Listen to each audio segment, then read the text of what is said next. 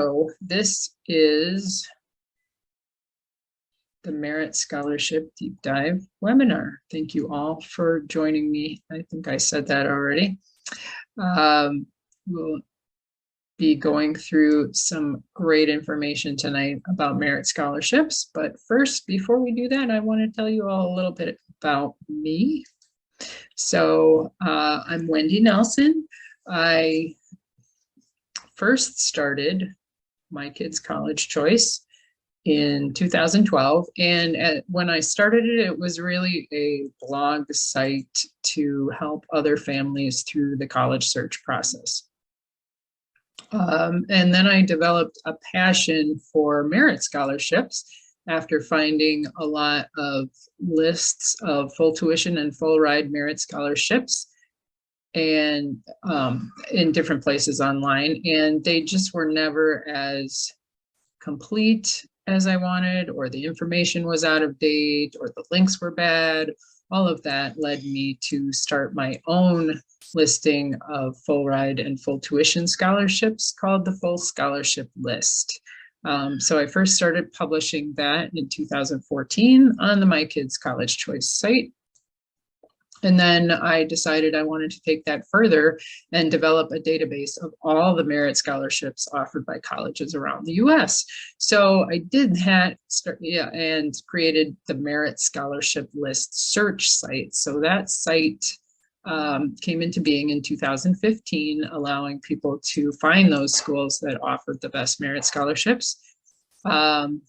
I started working with College Aid Pro probably about 2018 because they were partnering with me and we had a data agreement. So they were using my merit scholarship data on their site.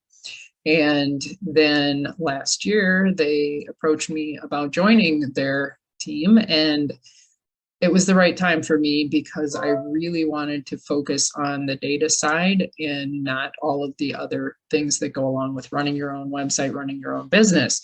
So I jumped on College Aid Pro, and it's been a wild ride ever since because we are growing and providing solutions to families, to independent college counselors, to school counselors, to financial analysts, or financial advisors. So really the whole spectrum, and it's just a great team and a great mission to really help families get transparency in the college search process and help to reduce all of that student debt that's out there. So we will be focusing on merit scholarships here tonight as part of that equation. And if you have any questions at any point, go ahead and pop them in the chat. You should have a ribbon on your screen that includes the chat function. And I'll keep an eye on that.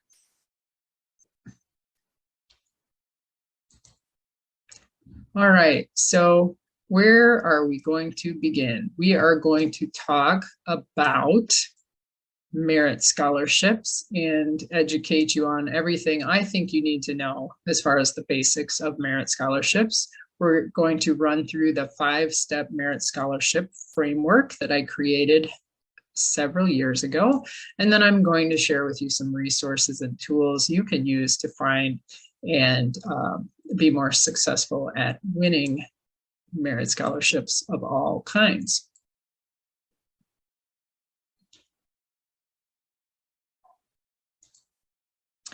So let's start at the beginning. What are merit scholarships? Well, they're really an award based on a student's merits, not on financial need. And there are 3 main sources of merit scholarships. You've got states. States award free money to people usually in the state, and those are based on the student's academic profile.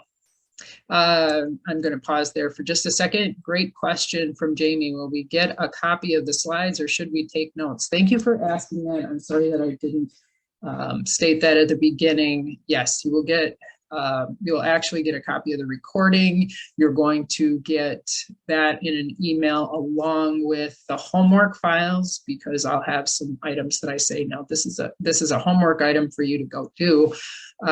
You're certainly welcome to take notes if you want to. I know sometimes that helps me just to jot down some points, but you will have access to everything.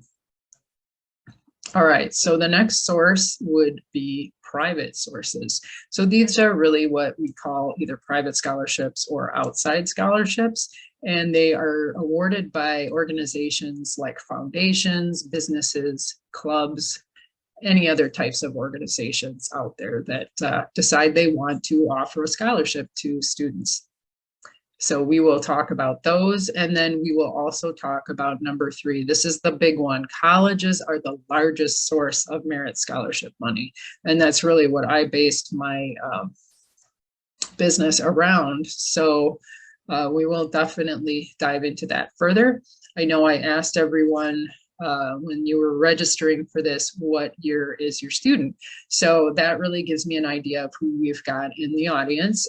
Overwhelmingly, it was high school juniors. And that's great, because that's a great time to really dive into all the types of merit scholarships. And you can especially focus on finding those colleges that offer the most merit scholarship money for your student. Those of you with seniors going into college or students already in college, no worries there. The finding colleges piece will probably not apply for you anymore, but there are certainly things to be learned about private scholarships and maybe even some state scholarships that are open to students who are already in college. All right, so what are the things you need to know about state scholarships? We're starting there with the state scholarships. So these vary widely. They could be hundreds of dollars, $250, $500, or even up to a full ride for certain types of state scholarships. These are very dependent on the state's budget. So I have seen instances where the state cuts certain scholarships out because they just can't keep it in the budget. So that's something to watch for. And also there are state scholarships where the colleges will match them. So maybe there's a specific scholarship like the Hope Scholarship in Georgia would be one. So some of the colleges in Georgia may say, if you are eligible for the state's Hope Scholarship, we will also give you a certain amount of money, or we'll give you a housing scholarship to go with it, or something like that. So that happens quite frequently. Also with the states, they may require FAFSA filing for you to apply to that state scholarship. And that is sometimes the case with scholarships offered by the colleges as well. So even though there is not a need-based component to a specific scholarship, they may ask you to fill out FAFSA. All right, how do you find state scholarships? Well, your state probably has a financial aid website. Sometimes those are easy to find and they're just, put out there where you would know about them. And other times they're not easy to find at all, and you have no idea that they're out there. So that's really something you can check into. You can Google. Sometimes the colleges will list the state scholarships under financial aid on their website. Actually, a lot of colleges do this, but I would not say that every college does. And then there is a great site. It's the National Association of Student Financial Aid Administrators site, and they have a whole section devoted to state financial aid and merit scholarships. So they'll have like a map of the country, and then you can click on your state and see what is available there. And I'll put that link in the resources that I send out so you can find it. Otherwise, you could probably Google NASFA, N-A-S-F-A-A, and find it. I will be showing you our MyCAP tool. So that tool will automatically project whether you're eligible for state scholarships. So that is that's just part of the deal there. And we'll take a brief look at that later. Great question from Monty. Thank you, Monty. Are state scholarships tethered to in-state public colleges? My answer to that is sometimes. So there are actually three categories that I have found. There are the ones that are open to students who attend either a private or a public school in that state. There are the ones that are only for the state colleges, state universities. And then there are some that are maybe correspond with that one, and they're only for the students who are going to private schools in the state. So you kind of get a mix. It's all over the board, and it depends a lot on the states themselves too, on what they have chosen to offer. Some states only offer scholarships for the state universities. All right, next we will talk about private scholarships. So these are the ones that most people, when they think of, oh, I'm going to apply for a bunch of scholarships for college, those are usually those private or outside scholarships. With these, quite a lot to know, really. The local ones are always going to be easiest to win. So your local area, your town, your county usually has some scholarships that are devoted only to the students who live there. And therefore the competition is going to be way smaller for those than for these ones that you see advertised on scholarship sites. Like, the Coca-Cola scholarship is one people always think of. There are all kinds of them out there, but those are usually advertised broadly. They're usually listed on many different scholarship sites. A lot of times they're not only US students, but international students as well. So competition is huge. And so really with this category of scholarships, the time investment is a key, and it's all about the law of averages. So the more private scholarships you apply to, the more likely your student is to win at least one. So you kind of have to weigh that time investment against what kind of competition they're coming up against. So if it's a very publicly known scholarship, you're probably going to have to apply to many just to win one. Whereas those locals, I didn't really go into my own experience with my kids, but local private scholarships are one way that I have three girls, one way that the older two saved money on college. And I would say probably $3,000 to $5,000 the first year. And then they were also able to find a local scholarship that was available when they were in college that they were able to apply for year after year. So that's one of my points over here on the right, that there are obviously some that are available when you're in college. The one that my girls received multiple times was a Rotary Foundation scholarship. So you can check into, are there things like that? I know that particular one is available in many places that have Rotary clubs. So that's a good one to look for. Usually your private scholarships are one-time only awards. They're not renewable. Whereas that's a difference with a scholarship offered by the colleges. Most of those are renewable. So they get awarded that scholarship once, and then there are maybe renewal criteria to meet each year, but they have the opportunity to save that much every year. Whereas if you're looking just at private scholarships, yes, your student might earn $5,000 in private scholarships for the first year, but then it kind of starts over year two. So they're going to have to repeat the process of looking for scholarships, applying, and hopefully winning some. Where do you find private scholarships? Well, when we're looking for those local ones, first place to check is always your high school counseling office. Most of the offices have a listing because those scholarship donors are submitting their information to the high schools to say, please have your students apply for my scholarship. Another place would be your local newspaper, especially those small like shopper papers. They tend to have press releases when one of these local scholarships is available. And one thing I found was helpful is watch for in the spring when students are being awarded these scholarships, because you're seeing current students awarded whatever scholarship. You can make note of that scholarship, and then in the following year or 2 years or whatever, your student can look for that one.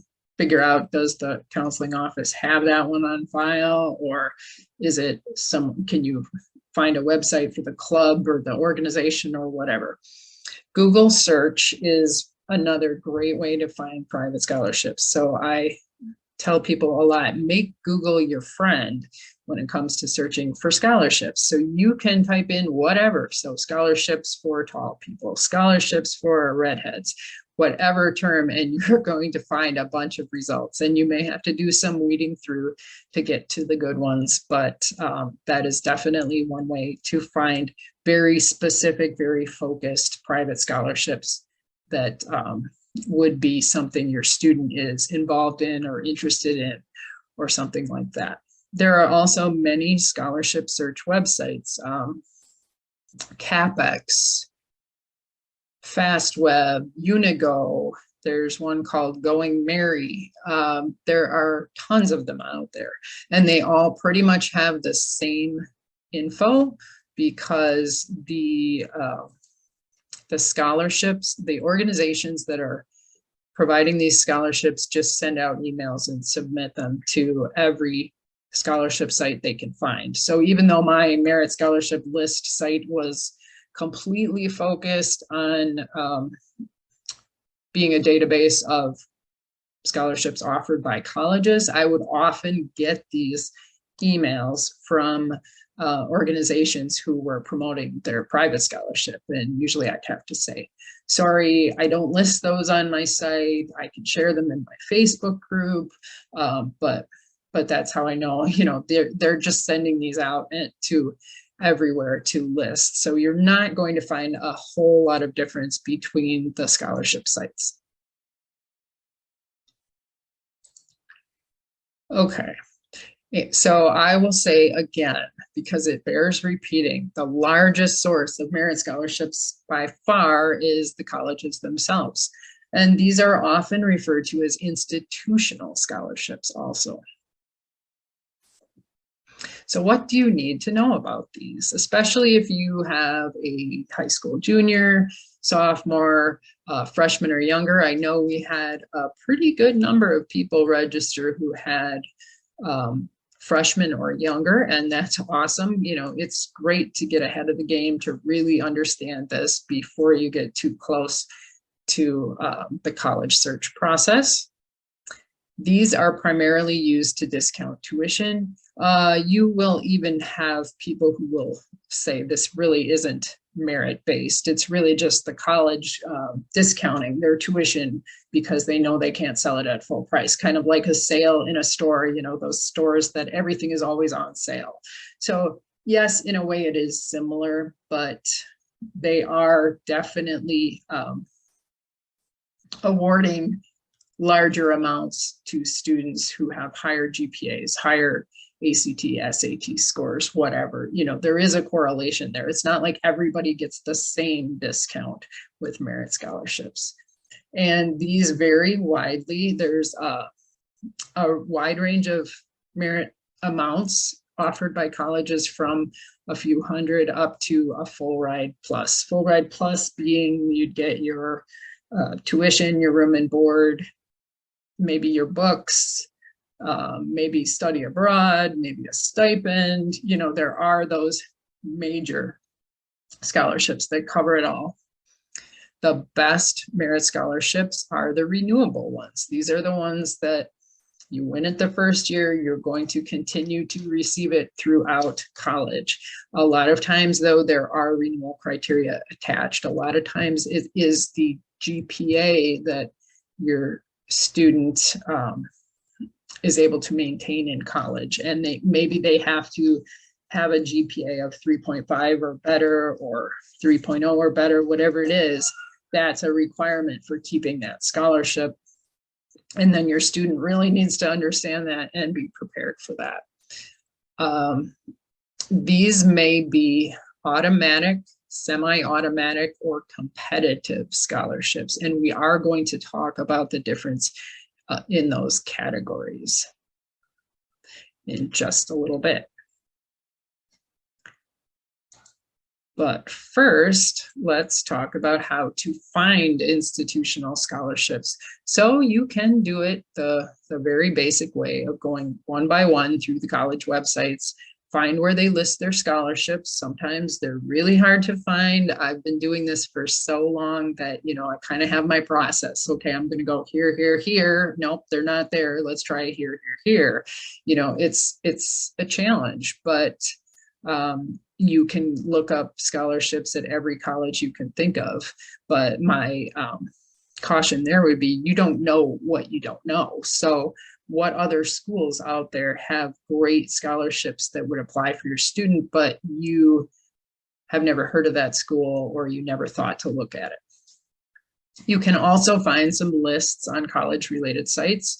I said at the beginning that this whole thing started for me when I started seeing lists of full tuition and full ride scholarships on sites where I was reading blog articles. And you know, you're going to run into the same issue I did, where the information sometimes is old, the links have broken, all of that. I will tell you, schools change their links for their merit scholarships all the time. It's really curious. I'm not sure why they do that, but it really keeps me and my team on our toes, trying to make sure we have correct links all the time. You can also find limited listings of institutional scholarships on the scholarship search sites. I have often looked at these on like a CapEx site, and it's sort of like hit or miss. There are a few here and there. It's definitely not everything offered by the college. It's just some random mix of the ones they have out there. Sometimes it's just the competitive ones, not the automatic ones. So I would tell you that the MyCAP tool, which I'll show you briefly in a bit, is the best and most complete source to actually see those merit scholarships. What are all the merit scholarships each school offers, and allow you to search for the schools that have the best scholarships for your student. What makes a student eligible for merit scholarships? Well, there are many things, and it's not just all about GPA and test scores. GPA, definitely a 3.0 is good for merit. 3.5 is better. You know, the higher you go, the better the merit offers get. But that doesn't mean that there aren't merit offers out there for a 3.0 or even less. On the ACT, SAT side, really the best scholarships are awarded to students who are above the school's mid 50% range for those test scores. And that is a widely published stat that you can look at. Great question from Priya. Is that weighted or unweighted GPA? I am talking unweighted there when I put those out there. Weighted versus unweighted is a very interesting topic when it comes to colleges and their merit scholarships. So most of the time, the qualifications that they list on their websites are the unweighted GPA. However, there's a handful of schools, I'd say, maybe 10% of the colleges out there that actually list the weighted GPAs. And sometimes, they'll go either way, but ultimately the colleges tend to recalculate the GPA anyway. So they look at that student's transcript, they see what's honors level, what's AP, all of that, what subjects are we really only looking at the core subjects, and they will calculate all that themselves and determine what your GPA is. Usually you can get pretty close. So it's not like, I'm not trying to say that you're not going to be able to estimate what your student would get based on a simple unweighted or weighted GPA on their transcripts.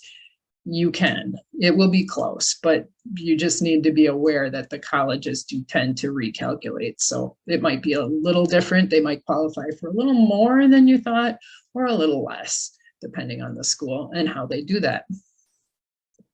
I was also going to say that in the last few years, actually before COVID, we saw less emphasis on ACT and SAT score, both for admissions and for scholarships. So that trend definitely continued throughout COVID because it was so hard for kids to get those tests. And we'll see, we see it continuing that way for the 2022 admissions. Definitely, we would expect it to continue 2023, and then we'll see, because we've seen a lot more schools dropping those test score requirements. So we'll see how it goes. Most of the colleges, when I am working on finding all of these merit scholarships, they are going either or. So here are our amounts if you're submitting GPA and test scores, and then here are our amounts if you're not submitting test scores. Sometimes they're exactly the same GPA, same amount. And other times they're giving slightly higher awards to those who submit test scores than those who submit just GPA. So as with most things, I found it's a little bit of everything. Okay, next category is talent and leadership. So there are all kinds of scholarships dedicated to talents, dedicated to leadership, things, competitive scholarships that look at a little bit of everything about that student. So this definitely comes into play here. Any kind of leadership experience is going to make your student more attractive for merit scholarships. There are talent scholarships. We will talk about those specifically in a little bit. Other things that will qualify your student for merit. We've got service-related scholarships, community service. Your student's ethnicity often can be tied to specific scholarships that a school is offering.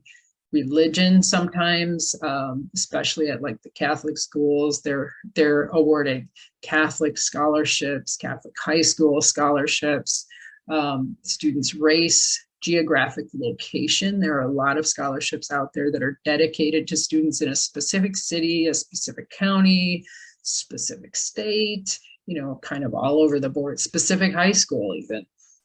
And then legacy status. So there are simple legacy scholarships. Just because your student's parent or grandparent went to school there, they're going to give them a scholarship. But where it becomes a merit scholarship is when they take those legacy students and they say, if you have this GPA, we're going to award you this much, or everybody is in a pool.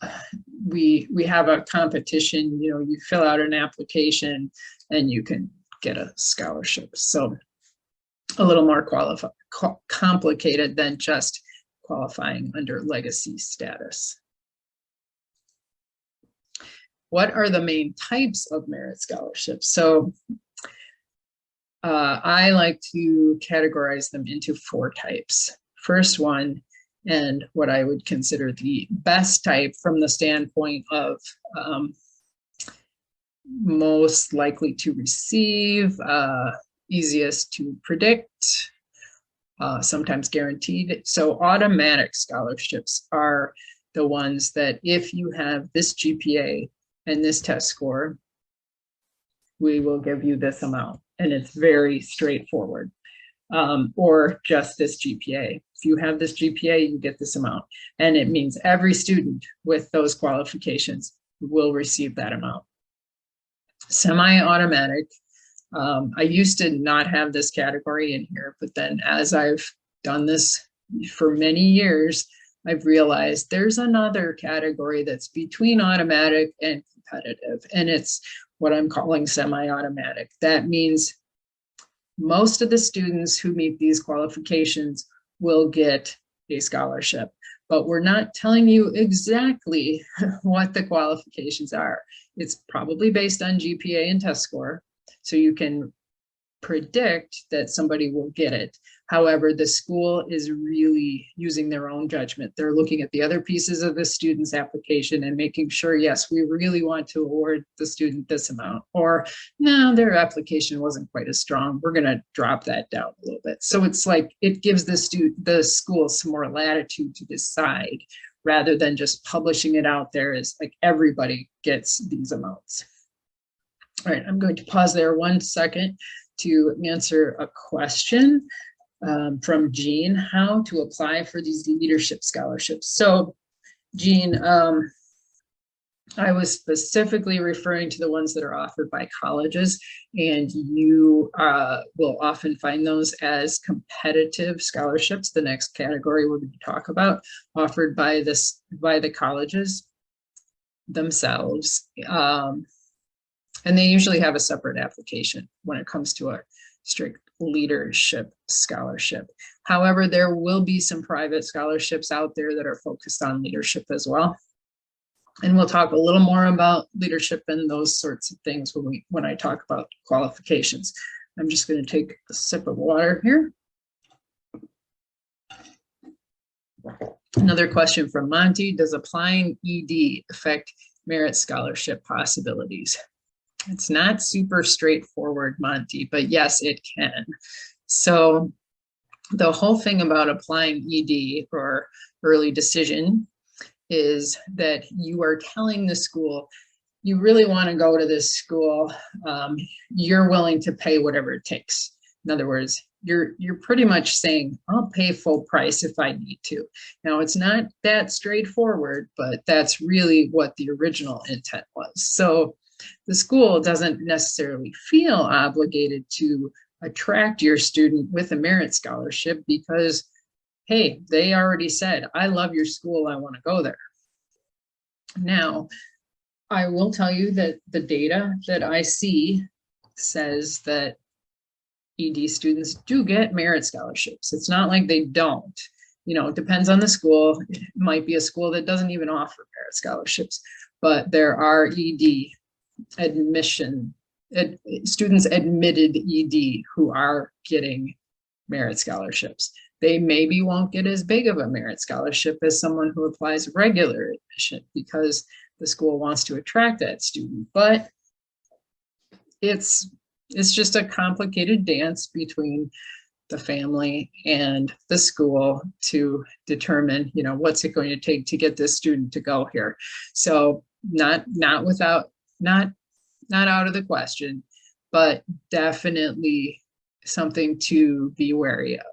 So if you're really thinking you need merit or need-based aid in order to afford a specific school, I would say you should strongly question whether it's worth doing ED. But you know, there's a whole lot of factors around that and what's important to you and your family. Just don't count on specific merit awards if you're applying ED.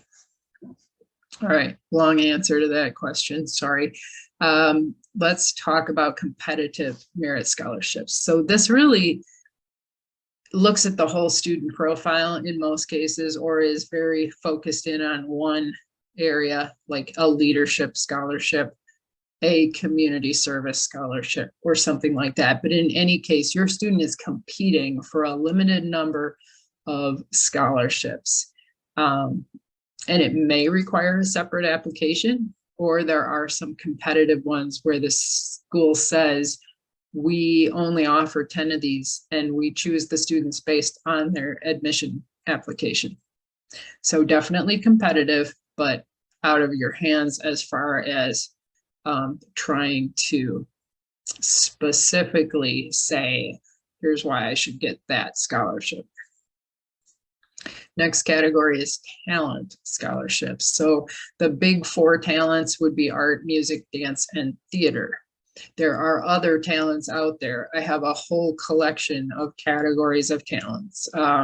Cheer would even fall into a talent scholarship, speech or forensics-based scholarships. Esports is now a big thing. Trying to think of what else. There are several others out there. So not just those big four. Those four specifically tend to be based on a portfolio or addition. Most talent-based scholarships are going to require something that shows, hey, I have this talent. Here's my level of talent. You know, writing would be one. And you're going to submit a writing sample or write some type of an essay or something for that. Last category is the National Merit and National Recognition Scholarships. So these are based on the junior year PSAT and MSQT test. So usually most high schools offer this test sophomore year to students as a practice, but it doesn't count. Junior year is when it counts for this competition. There are two pieces. There's national merit, which is really where all the students who take that test are scored, and then the highest scores in every state will fall into the semi-finalist and then finalist ranges. There's also a commended level that's below semi-finalist. Sometimes there are scholarships for that level, but definitely a lot of schools offer national merit scholarships to the semi-finalists and the finalists. And there are schools that are offering full rides and full ride plus to attract national merit finalists. Your student has to say on their national merit finalist application that this is the school I want to attend, and then they will, their number one choice basically, and then they will be eligible for that major scholarship at that school. University of Oklahoma is one I think of off the top of my head because they have an amazing package for both finalists and semifinalists, but there are others. Now the national recognition component is really for a couple things. First would be the ethnicity side of it. So you've got your African American, American Indian, and Hispanic. Those components used to be separated, and now they're kind of all grouped together under this national recognition side of the National Merit Program. And there's also a component for small town and rural students. So not based on ethnicity, but only based on where they go to high school. So if they're from a very rural area and they score really well, they could hit this national recognition scholarship also. So a lot of scholarships wrapped up in that one. And there are some that are available directly through the National Merit Scholarship Corporation, but the bigger side of national merit and national recognition is what the colleges choose to offer themselves. And those are also listed out in my database. Question from Jean. My son has art talent, but he will not take an art major. I recommend to build up his art portfolio? Yes, thank you for asking that, because I didn't mention that talent scholarships, the majority are for students who are majoring in that talent, but there are definitely some out there for students who are not majoring in those areas. So I would certainly look for those if you have a talented student, even if they don't want to major in art, music, dance, or theater. Okay. So really, this is the 5-step merit scholarship framework. And really, we just covered step 1, understanding merit scholarships. Where we go next is determining your student's merit aid profile. So this is where you're really going to get an understanding of what types of merit scholarships your student will qualify for. So you want to take a look at all of these pieces. When I send out the email, you will get a homework piece in there that has to do with your student's merit aid profile and kind of a memory jogger of, have they done any of these things? Are they involved in any of these activities? So that combined with an activity resume that you'll want to put together to make it easy to list out all of those things your student has done throughout high school. And those are going to be important for both the college application and any scholarship applications. So there will be a template, very simple template in the materials I send out as well. On the academic side, we're really looking at not only GPA and test scores, but class rank. It's helpful if you have that. I know some schools have chosen not to publish class rank anymore. And any awards they've had in school.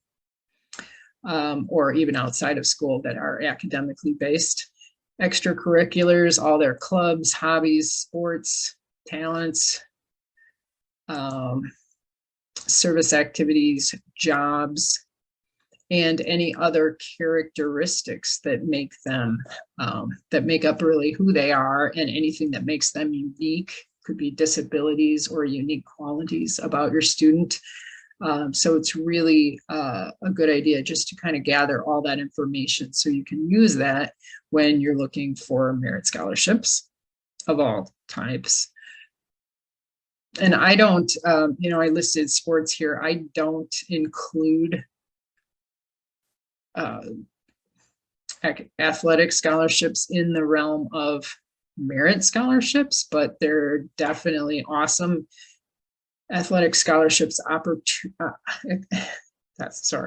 athletic scholarship opportunities out there for those students who are very talented. In fact, my youngest daughter, so we kind of skipped over the whole merit aid side, even though she was a really good student. She was a volleyball player throughout junior high and high school. She did high-level club volleyball. She was recruited and ended up with a full ride volleyball scholarship, Division I. So we skipped over most of the college search process. It was completely different, but I am, super excited that she has her education fully paid for. Definitely something to be aware of if you have students who are high performing on the sports side. Lots of resources out there for that to help you find those great fits for them. Okay, and what can you do to increase your chances or your students' chances for merit scholarships? First thing I would say is find your merit hook. So what is it about your student that is going to make them especially eligible for merit scholarships? My middle daughter was basically an artist, very interested in art, ended up majoring in art education so she could be an art teacher. But we really honed in on art-related scholarships, found 3 great local art scholarships that she applied to and won. And there are other opportunities. We looked at the art scholarships offered by the colleges to see were there, because it was art education she was majoring in and not art, studio art. We had to find those schools that weren't reserving those art scholarships just for studio art majors. So definitely a good thing to figure out what is that hook. Next would be focus on the colleges where your student is going to fall in the top 25%. If they've taken the ACT or SAT, that's going to be really easy to figure out based on what the school publishes for mid 50%. If they haven't, you're going to have to look more at the school's average GPA for incoming students and see, is your student significantly above that or right at that point? And, you know, it's going to be a little tougher to gauge without those test scores. And really having a high quality application is the number one thing, including following directions, making sure everything they've said to do is followed to the T, proofreading, making sure there are no typos or any other reason that they should just throw that application out when they have, you know, 500 sitting there. And then deadlines, making sure you're meeting the deadlines, tracking the deadlines. I'll also provide you a scholarship tracking spreadsheet template. I have shared it in the Merit Scholarship Deep Dive Facebook group, so it's out there already, but I'll put it in the materials for those of you who are coming straight from the College Talk Facebook group or somewhere else. And then finally, a good essay or personal statement. So that can be extremely important for these merit scholarships because the competitive ones, the private ones, the competitive ones offered by the colleges are often very heavily based on the essay or personal statement that they have asked for. Follow the word count. If they ask for a 500-word essay, your student cannot submit a 600 or 700-word essay. You know, try to make sure it is not at all above that, even though they probably aren't going to notice 5-10 words different. But really it goes back to that following directions is key, because they have to whittle down all these applications so that they can award the limited scholarships they have, and they want to do the easy work first of disqualifying people before it gets down to which essay is better. You know, that's got to be a horrible thing to have to choose. Okay, so what if you're not feeling very confident based on everything I've said? You're not sure your student is going to qualify for merit aid. I would always tell you, don't assume that a less than stellar GPA is not going to qualify for merit scholarships. I've seen merit aid, which is really going back to that tuition discounting idea that I was talking about, at a 2.5 or even a 2.0 GPA. So there are schools that are going to give you something off of sticker price, you know, just because they want to. And I would probably say GPA below 2.0, nah, you're probably not going to find any scholarships specifically for that. You can also look for other types of tuition discounts, out-of-state tuition waivers, lots of different ones out there, regional ones and just state-by-state ones. I have done the research on all of those, and they are all taken into account in the MyCAP tool that I will show you shortly. And legacy discounts, we talked a little bit about those earlier, but that may be a way to save some money. In-state public colleges are usually going to be your best bet, your lowest priced option if your student is not going to qualify for merit aid, and if you're not going to qualify for any significant need-based aid either. You can focus on what we would call value schools. Those are the ones with a lower cost of attendance to start with. Just because a college costs more or less doesn't mean that it's not a good school, or that it's, you know, costs a lot. It's not necessarily a better school in many ways. So there are good values out there that are lower priced colleges. And then there are also community college bridge programs. Those are the programs where you start at community college for 2 years, save a lot of money, and then there are some guaranteed admit programs into the nearby four-year schools. So all things to check into as an alternative if your student is not likely to qualify for a lot of merit aid. All right, next step in the process is to understand your student's 3-point college fit. This one is not too difficult, but really involves working with your student, talking to them, letting them kind of lead the way on these. On the first piece, financial fit, that's usually mom and dad doing that part. Understanding your expected family contribution. That often starts with getting an estimate through FAFSA. Do you qualify for need-based aid? That's like #1 question to answer in the process. And then looking for schools that are generous with merit aid for students without need. These would be the students who do not qualify for any need-based aid. You want to really focus on those generous schools for merit aid.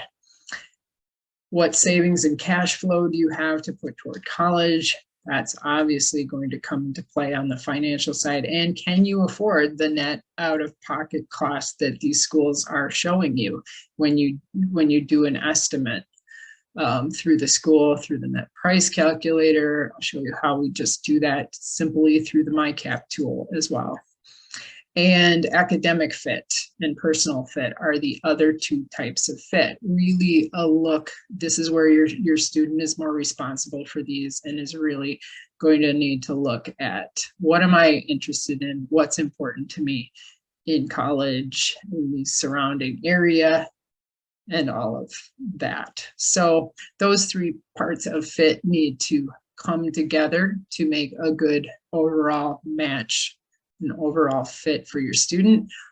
I am a big proponent in putting financial fit first and then whittling the schools down from there for these other 2 groups.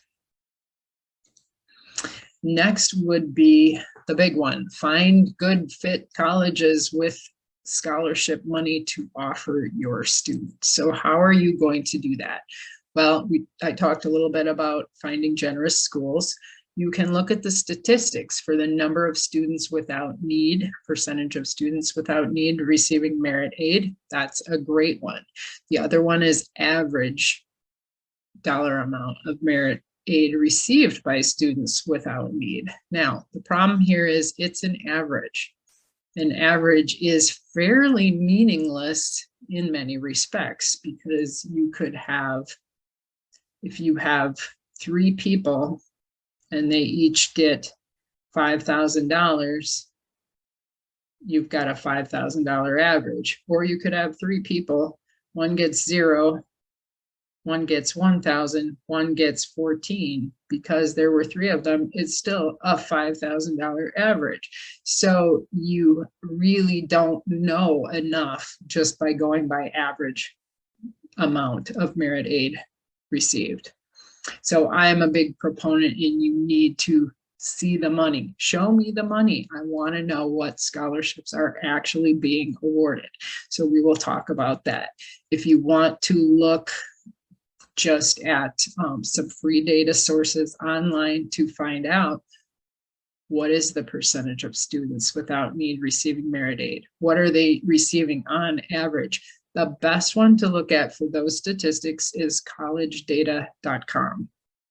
You will have to go through school by school to see those statistics, but they're out there. Another great site is the College Navigator site through the federal government. It does not, however, break merit aid out from need-based aid. So you're not going to be able to see who got merit, who got need. You're only going to see like that whole thing lumped together as aid.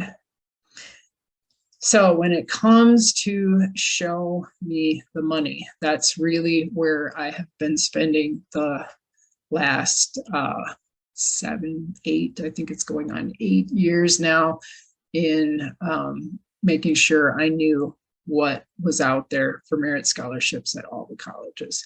So I am jumping over here to our MyCAP tool. And as part of the homework, I'm going to recommend that you register for MyCAP. You will be able to search 3 schools for free. You will be able to get your estimates of your expected family contribution. Schools use 3 different methodologies for this, so you'll see what it is for all 3 of those. And then you can take a look at these 3 schools. And then I'll show you too how you can do an advanced search if you upgrade your membership to a paid membership. Then you can do the advanced search to find all the schools where your student would get good merit scholarships. But let's start by just looking what you can see with these 3 schools that you can search for free. So you're going to see sticker price against your net cost. When you register, it's going to ask for your student's GPA and test score. It's going to ask you for enough financial information to estimate these numbers up here. When you go into a specific school, you will see at the top, we are estimating. Here's what the school would give you in need. Here's what the school would give you in merit. In this case, merit is higher. We're saying we estimate the school is only going to give you a $23,000 merit scholarship. This was based on my example student having a 3.9 GPA and a 27 ACT. So 23,000 off of the sticker price. You will see a lot of school information here.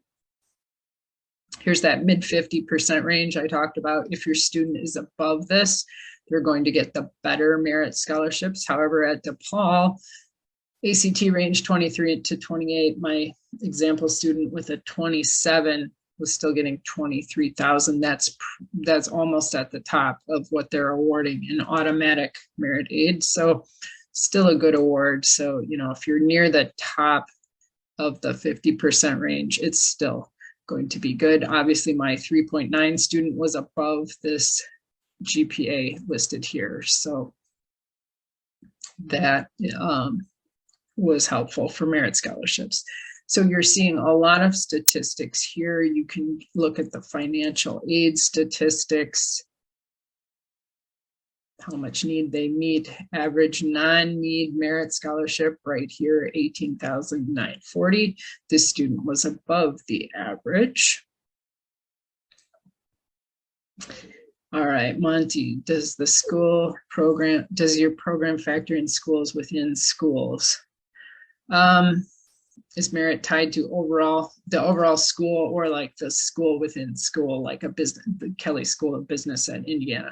It really looks for all of those. Your automatic scholarships are usually full college, the full university type scholarships. The ones that are for business students or, you know, some other major are usually not as automatic. So they will probably come up in the listing of scholarships that is here in the tool, but it probably won't get the automatic projections. So down here, when we get to available merit scholarships, you're going to see everything that school has to offer that's offered to freshmen for admissions. And we are going to put a blue check mark by the one that's creating this estimate here. In this case, DePaul freshman scholarship required a 3.9 GPA. You can get more details when you hit the little drop down arrow. And then you can scroll through these other scholarships. And sometimes there will be talent or other types of scholarships listed, and you'll say, oh, I bet my student could get this, like art scholarship. You can check off more scholarships, and then it will add it in to that calculation above. But it will give you a chance to look at what is out there that's competitive as well. So we would never estimate a competitive scholarship, but we are showing it to you so you know, oh, this would be a good one that they might want to check into as well. Good question from Rebecca. Actual SATs required, or can you use PSATs? You can definitely use PSATs for the estimation, but I would recommend there are some websites that will tell you this PSAT predicts about this SAT because it's not an exact match. So I would do that and then get your estimated SAT to plug in here for it to be more realistic. Great question, Ronki. I don't know, I might have just butchered your name. Sorry. How current is the data? So I have a team of 8 people, and including myself, I do a lot of the fine tuning and the updating as well. And we're on a continuous data update cycle. So it actually, the updates that we continuously make get pushed to the website once a month. So at the beginning of every month, the data gets refreshed with the latest data. So it's very up to date. We don't let it sit. We know that this stuff changes all the time. Schools are not on a specific time range of when they update their information. So we have to always look, and we start with publicly available data from the college's websites, but that is usually not enough. There are a lot of other steps we need to take. We have our own proprietary process that I've kind of honed in for the last 7 or 8 years, where, you know, if I don't get what I need on the website, you know, do I have to call? Do I have to send an email? Does that help? What other sources of information are out there? And then the beautiful thing now is we learn as students are getting awards from specific schools, we learn from those. So we learn that this GPA, this test score gets this award or has gotten this award. We can do some predictive analytics there to figure out what does this look like for future students. So definitely makes it so we can hone in more and more on this information for those schools that aren't very transparent about what they're offering. Okay, so this is where you see all the scholarships. Last thing I want to show you here is how to do an advanced search. So what I just showed, you can go in and play with for whatever 3 schools you want to. If you go for the full membership, which membership subscription is a better term to use. So right here is where you would enter a specific school name. But if you want to do advanced search, we go down here, and then we'll have a bunch of different fields to potentially enter. A question from Tanya: do merit scholarships change your FAFSA? How do you need to report them? They don't change your FAFSA, but they may change what a school would offer you for need-based aid. So that's a project I've got going on with College Aid Pro right now on my team too, is to categorize all the different ways that colleges treat outside scholarships. How are they eliminating your loans first, your loans or your work study type options? Are they digging right into the need-based award? There are some where they will actually get to the point of reducing their own merit aid award if you're bringing in a lot of outside awards. So we're just trying to get those categorized so we can also provide that information to families at their fingertips, because most of the time the schools have that information on their website, but it's very confusing, hard to really understand their policies. So you just have to watch for that when you're bringing those outside scholarships in. Ask the school, how do you treat those? Because it may make a difference in what schools your student might lean towards if they're coming in with a lot of outside scholarships.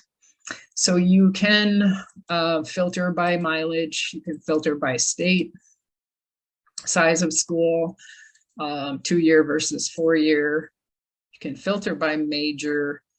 We do use the Forbes ranking just in providing families some type of ranking to consider, you know, rather than like schools they've never heard of, do they want to stay with? This would be like the top 650 according to Forbes, which is a better source than like US News for their methodology that they use. You can filter by net cost. I would say the biggest, most helpful filter here on the merit side is, what does the school have for merit scholarships that your student would qualify? Automatic scholarships only, or do I want to filter for just any scholarship that they're going to qualify for? Let's filter for automatic scholarships only. I did not pick a state, so this is going to look across everything. And then I can filter this down, or I'm sorry, sort it, not filter it, by merit scholarship amount. Therefore, the schools with the biggest ones are going to show up on top. Berea is actually a work college, so they're giving everybody a large amount in exchange for working on campus. So you can see this brings the net cost per year to 11,800. And then I can go through and add schools to my profile as I see ones that have what looks like a good merit award. St. Catherine's is a all-female school. Net cost is pretty good here. Merit scholarship of 40,700 might be worth checking out. Susquehanna is a good school for scholarships in Pennsylvania. 37,000 merit scholarship estimated for this student. So I might check off that one if I was adding schools to my profile. Maybe Ripon, which is in Wisconsin, small school, but very liberal arts focused, $34,000 merit scholarship. Brings the net cost down to 27. And I would just go through like that to see what I could find based on what I searched. So that's a great way just to find schools to explore. You know, let's look at these schools further, see if they might be good options from the academic and personal fit sides. All right, so that is how that works. So let me jump back. I know that was a very brief look at this tool. There's a lot more there. We have an academy with videos on different topics. We have community. That's where you can ask questions about basically anything.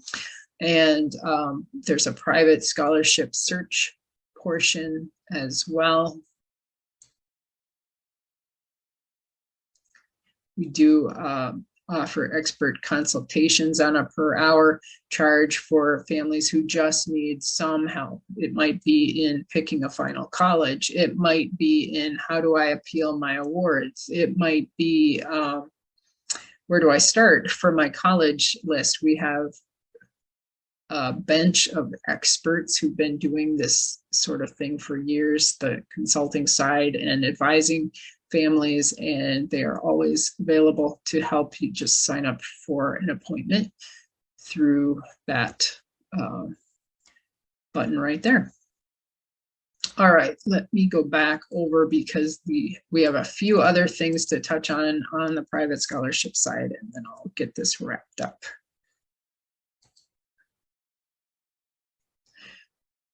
So your homework there is going to be to register for free at mycap.collegeaidpro.com. I will definitely send that link out to you as well, and pick 3 colleges to see what is projected for your student at those schools, what need-based aid, if any, and what merit aid. So the last piece is really about supplementing with private scholarships. We did talk about private scholarships. In fact, we got into this topic, scholarship displacement, with Tanya's question. So you want to understand what is the school's treatment of outside scholarships. Make sure you either find that information on a school's website or you ask the school, send admissions or financial aid office a question about that if you can't find it. We talked about this. Some schools displace need-based aid when you bring in outside scholarships. They lower the amount of grants they're going to give you. The good ones will start with loans and the work study options and eliminate those first from what you're bringing in for private scholarships. And you could get to the point with some schools that they displace their own merit scholarships with outside merit scholarships. They give you less because they know you already have that amount, but those are not the good ones. The best ones will let you keep all the merit that you are eligible for, both outside and inside, up to the cost of attendance. And you will want to weigh these policies against the amount of time your student spends trying to win outside scholarships. Okay, good question from, let's see, it's cut off. Let me see if we can see. Danielle. If your student has a short list, is it worth reaching out to their admissions or financial aid offices to find out what scholarships they specifically offer? Or is that the same info MyCAP offers? We definitely have all of the info on their merit scholarships on MyCAP. However, it might be worth, especially with the less transparent schools, it might be worth asking them, what do you think my student will qualify for? So if they don't have a grid or they don't really list out those automatic scholarships, then you're going to have to dig a little deeper. We have done our best to project those through MyCAP, but nothing really is going to beat that call to admissions. My student has these qualifications. What do you think they will qualify for? So definitely worth it for when you're down to a short list of schools.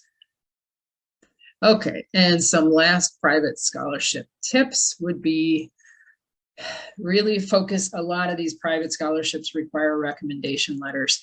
Focus on getting good recommendation letters, ask for them early. Your students should know these recommenders well.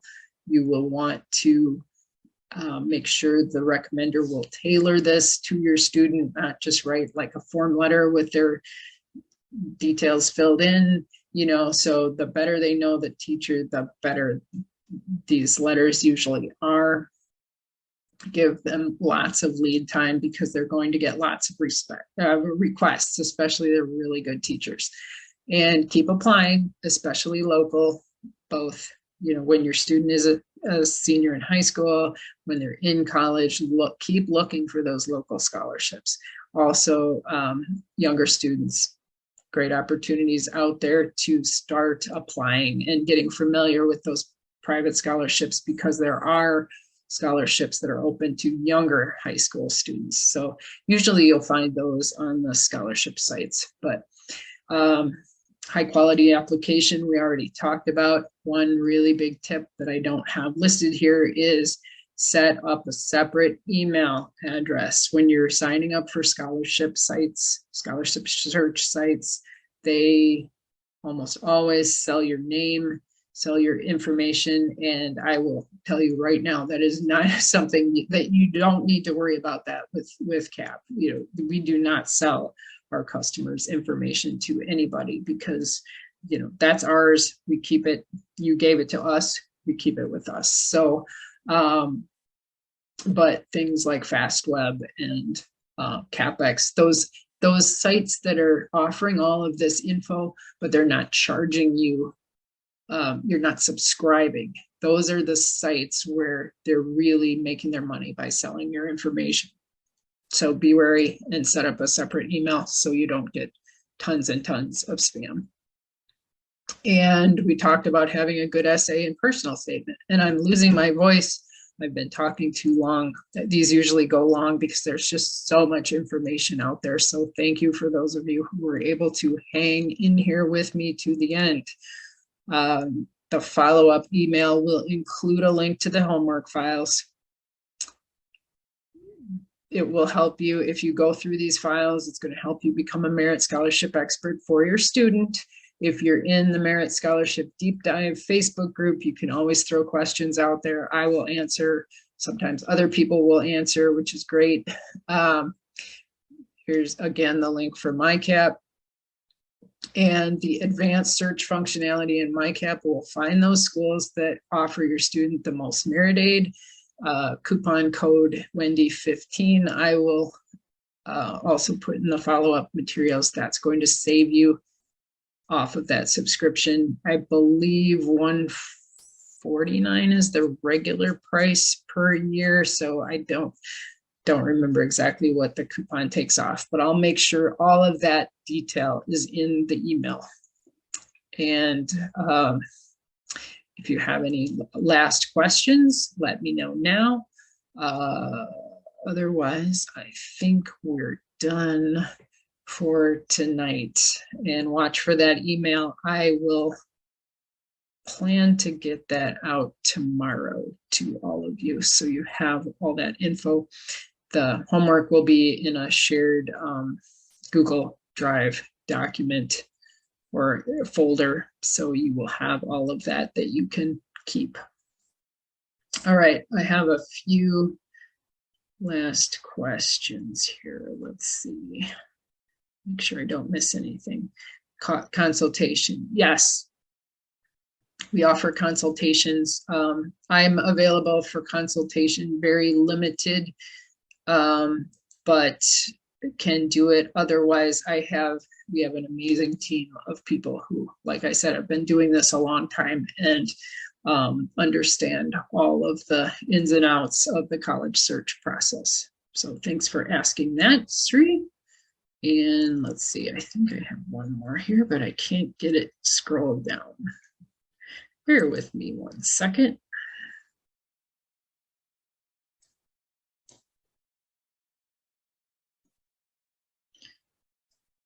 Can't see this last one. Here we go.